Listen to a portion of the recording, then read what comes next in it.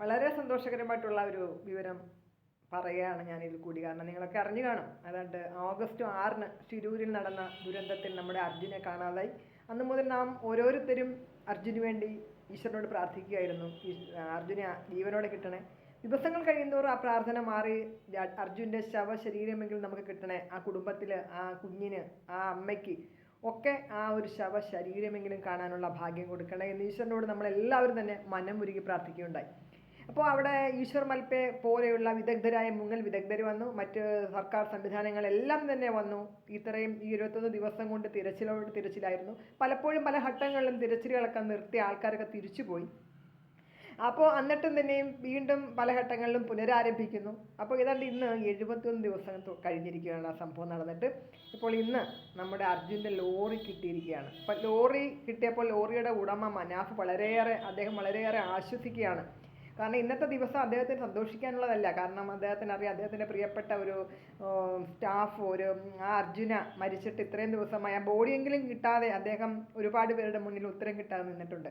സ്വന്തം അർജുൻ്റെ അമ്മയുടെ മുന്നിലാണ് മനാഫ് പറയുകയുണ്ടായി, അമ്മയെ വിഷമിക്കേണ്ട, ഞാൻ അർജുനെ കൊണ്ടുവന്നിരിക്കും, ജീവനോടെ അല്ലെങ്കിൽ ഞാൻ അമ്മയുടെ മുന്നിൽ കൊണ്ടുവന്നിരിക്കും എന്ന് മനാഫ് പറഞ്ഞു. അപ്പോൾ അദ്ദേഹത്തിൻ്റെ ആ ഒരു വാക്ക് അദ്ദേഹം പാലിച്ചിരിക്കുകയാണ്.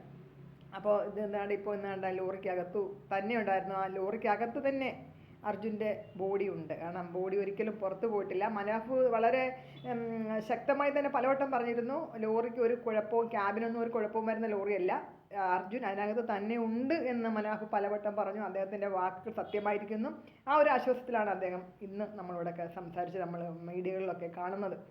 അപ്പോൾ അദ്ദേഹം പറയുകയുണ്ടായി, ഇന്ന് എന്നെ സംബന്ധിച്ച് എനിക്കിന്ന് ഒരു സമാധാനമാണ്. കാരണം അർജുനെ കണ്ടു കിട്ടിയല്ലോ, അങ്ങനെ ഒരു ആശ്വാസം. കാരണം ഭാവിയില ആ കുഞ്ഞ് എന്നോട് ചോദിക്കില്ലേ, നിങ്ങളുടെ ലോറി ഓടിച്ചിരുന്ന എൻ്റെ അച്ഛൻ്റെ പോയിട്ട് നിങ്ങൾ എന്തെടുത്തു എൻ്റെ അച്ഛനെ കണ്ടെത്താൻ വേണ്ടി, എന്ത് ചെയ്തു എന്ന് ചോദിച്ചാൽ എനിക്ക് മറുപടിയില്ല. അപ്പോൾ ഇപ്പോൾ എനിക്ക് എല്ലാവരുടെയും മുന്നിലും മറുപടി ഉണ്ട്. കാരണം ഈ മനാഫിൻ്റെ ഒരുപാട് കഠിന ശ്രമങ്ങളിലൂടെ ഈ അന്വേഷണം പുനരാരംഭിക്കാൻ വേണ്ടിയിട്ട് അദ്ദേഹം ഒരുപാട് വാതിലുകൾ മുട്ടി.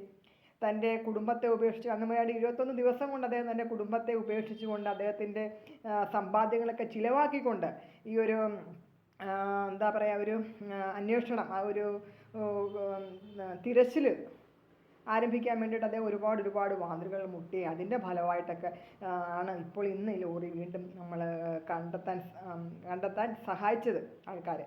അപ്പോൾ നമുക്ക് വളരെയേറെ ആശ്വാസം നൽകുന്നുണ്ട്. കാരണം നമ്മൾ പോലും വിചാരിച്ചു അർജുനെ ഒന്ന് കാണാൻ, ഈ അമ്മയ്ക്കെങ്കിലും ഒന്ന് കാണാനുള്ള ഭാഗ്യം ഈശ്വര കൊടുക്കണേ എന്ന്.